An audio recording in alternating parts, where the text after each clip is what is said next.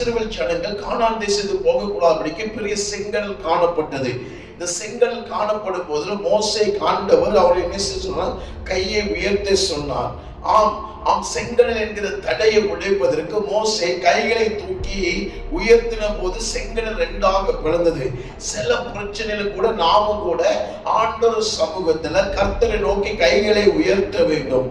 ஆனால் இதே யோர்தான் அவருடைய வாழ்க்கையில வரும் பொழுது, யோர்தான் நதி பிரவாகித்து வரும் பொழுது அங்கு கையை உயர்த்தல, அவங்க தங்களுடைய கால்களை வைத்ததாக வேதம் சொல்லுகிறது. இதுல என்ன நம்ம கற்றுக்கொள்ள முடியுது? நம்ம வெற்றிகளை குவிப்பதற்கும் நம்முடைய வாழ்க்கை என்கிற பிரயாணத்துல நம்ம அடைய வேண்டிய இலக்கை அடைவதற்கும் இங்கு அழகாக சத்தியங்கள் சொல்லப்பட்டிருக்கிறது. சில நேரத்துல நம்முடைய சில பிரச்சனைகளுக்கு, சில தடைகளுக்கு நம் ஆண்டவரை பார்த்து கைகளை உயர்த்த வேண்டும். அது ஜெப அனுபவத்தை குறிக்கிறது. மோசே கையை ஆண்டவர் கைகளை உயர்த்தினது என்கிற அந்த அனுபவம் ஜெப அனுபவத்தை குறிக்கிறது. நீங்கள் நானும் சில தடைகளை தகர்க்கும்படியாக, சில தடைகள் உங்களுக்கு வாழ்க்கையில வழிவிடும்படியாக நீங்க ஆண்டவரை நோக்கி முதலாவது கைகளை உயர்த்த வேண்டும். ஆனால் யோர்தானுக்கு வரும்போது கையை உயர்த்த தேவையில்லை, அங்கு அவர்கள் காலை வைத்தார்கள். பிரியமுள்ள தேவன் சொன்னமே, நம்ம ஆண்டவத்துல எப்பொழுதும் கையை உயர்ந்து கொண்டே இருப்பது மாத்திரமல்ல, நம்ம வெற்றிகளை குவிப்பதற்கு, நமக்கு விரோதமான அந்த தடைகள் உடைப்பதற்கு, சில நன்மைகள் நம்முடைய வாழ்க்கை நடப்பதற்கு நம் விசுவாசம் காலை வைப்பது என்கிற ஒரு அனுபவம் விசுவாசத்தை குறிக்கிறதா இருக்கிறது. மோசே கையை உயர்த்தது ஜெபத்தின் அடையாளமாக இருக்கிறது. யோர்தானில் காலை வைத்தது விசுவாசத்தின் அடையாளமாக இருக்கிறது.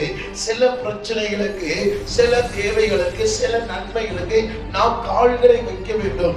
எப்பொழுதும் கையை மாத்திரம் உயர்த்து கொண்டே இருப்பதல்ல, அந்த சூழ்நிலைகள் மாறும் பொழுது அவர்கள் கால்களை வைக்கிறார்கள். சில நன்மை உங்கள் வாழ்க்கை நடக்கணுமா, சில காரியத்தை கர்த்தர் வாழ்க்கையில் செய்யணும் என்று சொன்னால் இங்கு காலை வைக்கிற ஒரு அனுபவத்தை பார்க்கிறது. காலை வைக்கிற அனுபவம் என்பது விசுவாசத்தின் அடையாளமாய் சொல்லப்படுகிறது.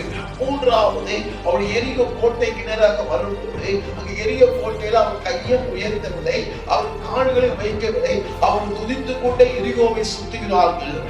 மூன்றாவது அனுபவம் என்னவென்று சொன்னால், சில நம்ம வாழ்க்கையில நமக்கு விரோதமான அரண்களை, நமக்கு உள்ளே நுழையக்கூடாது சில தடைகள் இருக்கிற மதில்களை நாங்களும் நீங்களும் நம்முடைய சுய பலத்தினால் உடைக்க முடியாது.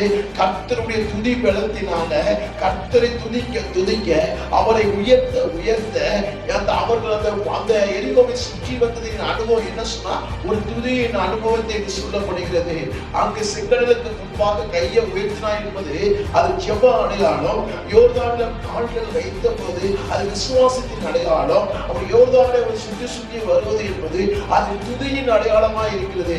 நீங்கள நானும் நல்ல வெற்றிகளை குவிப்பதற்கு, நம்முடைய பிரயாணத்தில் எல்லா தடைகளை உடைப்பதற்கு, கானான் என்கிற ஆசீர்வாதமான தேசத்தை சுதந்திரிப்பதற்கு நீங்கள் நான் என்ன செய்ய வேண்டும் என்று சொன்னால், இந்த மூன்று விதமான சில காரியத்திற்கு நம்ம ஆண்டவரை பார்த்து ஜெபிக்க வேண்டும்.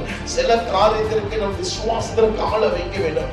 சில காரியத்திற்கு ஆண்டவரை துதித்துக் கொண்டே இருக்கும் போது கர்த்தர் எப்பொழுது செங்கடலை இரண்டாக பிளந்தாரோ, யோர்தானை பின்னிட்டு போக செய்தாரோ, எரிகோவை விழ செய்தாரோ, அதே போல நம்முடைய வாழ்க்கையில் இருக்கிற எல்லா தடைகளையும் கர்த்தர் உடைத்து நிர்மூலமாக்கி நமக்கு நேராய் வருகிற பிரச்சனைகளை பின்னிட்டு போகும்படியாக